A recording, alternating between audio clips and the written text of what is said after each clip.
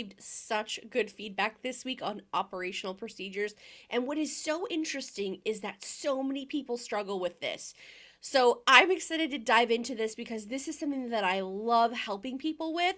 So let's chat about your questions. And one of the most popular ones by far was, which operating procedure do I focus on? I have this list of a ton of stuff. Which one's the right one to focus on? And I think that definitely depends on you. Which one is the one that you know you shouldn't be doing? Whether that means you need to delegate it, you need to learn more about it, whatever the case may be, if it's just plain something that you don't want to do anymore, that's the first thing that we want to create that operational procedure for. I also got some feedback on where to store everything. So, for most people, this is a massive project. I know it was for me. And so, keeping it all organized is the best way to do it. Now, I'll give you some clarification of how we keep everything organized. So, while the project is in process and it's kind of moving its way from the, to do, doing to done columns within Asana, we keep everything there. So, like all of our working files, what we're everybody that's contributing to it, all that stuff is done in Asana because it keeps it super organized by having one task block for each SOP that we're creating. Now, we might be keeping those files in either Dropbox or G Drive. And more importantly, one thing that I forgot to mention, which I think is huge, is that if this is something that you're doing on the computer, so let's say this is me teaching someone how to do an address change. That's not something me as the business owner needs to be doing. It's something very simple that I could delegate to someone else. But the process might be a little complicated because going through the different systems that we have in order to change an address. So for us, it's just not one system. Yes, we change it within our CRM, but we also have to change it internally inside the company system that the person is using to sign up for their insurance. So we want to make sure that we get both places changed and we don't miss a step to make sure the entire process gets completed, because it's definitely a pain in the butt if you say you're going to do something and then it doesn't end up getting finished.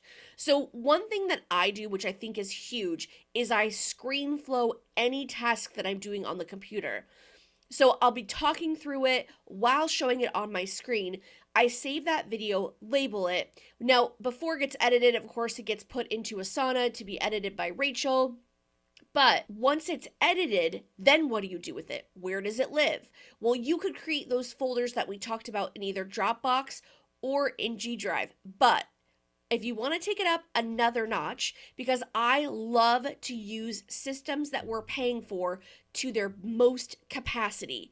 So what we do is we load all those videos into Thinkific. Now, we use Thinkific for all of our courses, so if you've ever been one of our students, you know that system pretty well. But if you've never used it before, it's a really easy way to move people through your content.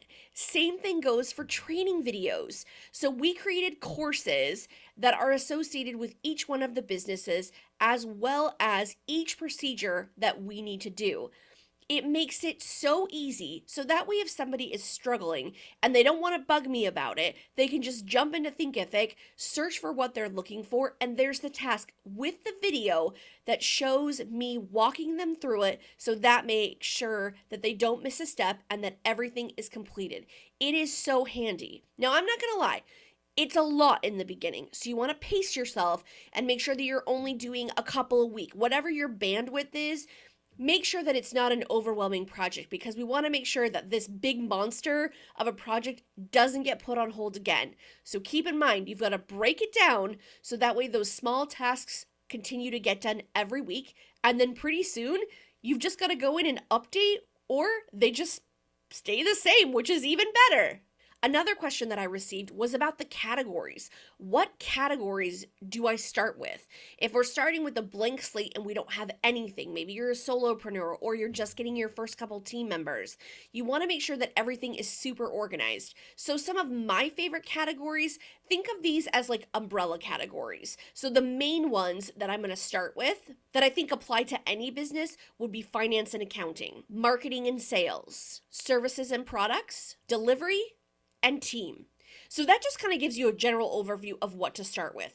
Now, to go a little bit more in depth, under finance and accounting, we're going to make a folder for receipts and invoices. Under marketing and sales, we're going to create a folder for opt-ins. For services and products, we're going to maybe make a folder for retreats and another one for programs. You kind of get the idea. Think of it like an outline. So you've got the main title and then you've got the subtitles underneath it, and you just continue to build it. Now, here's another thing that I think is super important, because you're creating these directories inside Dropbox or G Suite or Thinkific, wherever you're going to put them.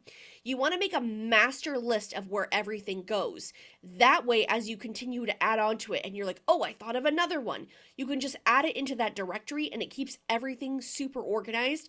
And that way too, if one of your Dropbox folders gets out of order, you know that it needs to be moved, and it's super easy to do. If the outline format still confuses you, think of it like a recipe book. So if you've ever planned a dinner party, you're going to start with soups, appetizers, your main dish, then desserts, and anything, whether it's a pot roast or prime rib, whatever it might be, that's all going to go into the subfolder of main dish.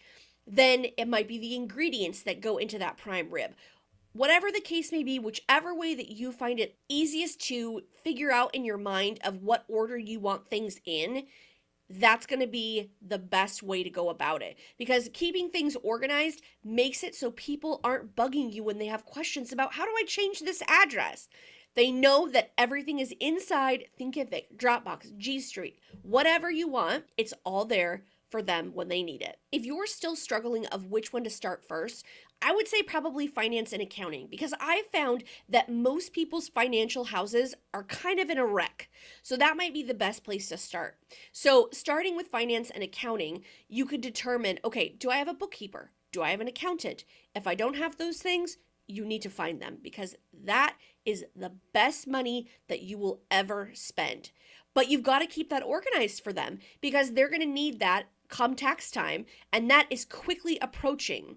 So if you have your things in a shoebox, maybe a garbage sack, you've got receipts everywhere, they're all over the house, and you've got to get those organized, you definitely want to start with this category, because you know that you're going to need it right away. Your accountant or bookkeeper could probably help you organize your folders of what they're looking for. Maybe you could scan in the receipts. That's super easy to do on your phone now. You could do it on your scanner. There's so many different ways, so many different programs for that matter, that can help you scan receipts and keep things easy. Whatever the case may be, you want to use that system so you can test and tweak it. And if it's not working for you, do not be afraid to change it. That's the most important thing, is that once you set this up, keep in mind, it's a living, breathing thing. You're going to be changing it, and it's going to be there to help you and assist you throughout your entire business. So you want to make sure that that directory is up to date whenever you add anything to it, and also making sure that when people access things, that if they have feedback, they're sharing that with you to make the entire system flow better. Make sure that you come back next week, because we're focusing on managing your team, and there's so much good stuff that I'm excited to share with you. Now, this is going to be really good if you got an existing team, or if you're a solopreneur and you know that you need a team, you need someone to help you. This is going to be an awesome episode. So make sure you tune in next week, where I'll be sharing all sorts of tips and tricks in regards to managing your team.